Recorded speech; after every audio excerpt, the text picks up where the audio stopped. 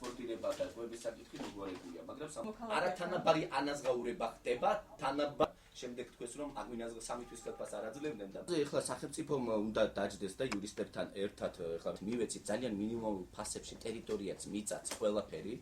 იაფი მუშახელი არის ერთ-ერთი გამახალისებელი ზემოწესენი აქ მოძრაობა. იყო ესეთი შემთხვევა სამმა თანამშრომელმა ის რა ქვია, არ არის ზოგი არ არის ინფორმირებული რომ არ აქცევდა ოღონდ შემოვიდეს ინვესტიცია, ოღონდ ხშირია ფაქტები მასთან დაკავშირებით რომ ადგილობრივი მუშახელი ფაქტიურად მაქსიმალური დატვირთვით ღებულობს მინიმალურ ანაზღაურებას.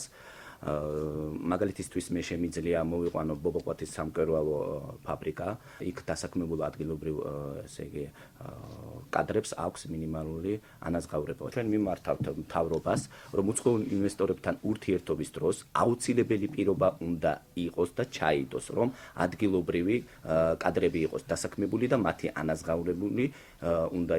ანაზღაურება უნდა იყოს საშუალოსთან მიახლოებული მაინც. აღნიშნულთან დაკავშირებით ჩვენი ასოციაციის პოზიცია არის შემდეგი, რომ კონკრეტულ შემთხვევაში დამსაქმებელსა და დასაქმებულ შორის ურთიერთობა რეგულირდება შრომის კანონმდებლობით და აგრეთვე მათ შორის გაფორმებული შრომით ხელშეკრულებით. შესაბამისად, სანამ დასაქმებული გააფორმდა შრომით ხელშეკრულებას დამსაქმებელთან, ის ეცნობა ძირითად პირობებს, აგრეთვე როგორც არის თქვა სამუშაო საათები, როგორც არის ანაზღაურება, შესაძლებელი სამუშაო ზოდინობა, მოცულობა და ასე შემდეგ. ანაზღაურების საკითხი არის ისეთი საკითხი, რომელიც უშუალოდ რეგულირდება დამსაქმებელსა და დასაქმებულ შორის არსებული შეთანხმების საფუძველზე.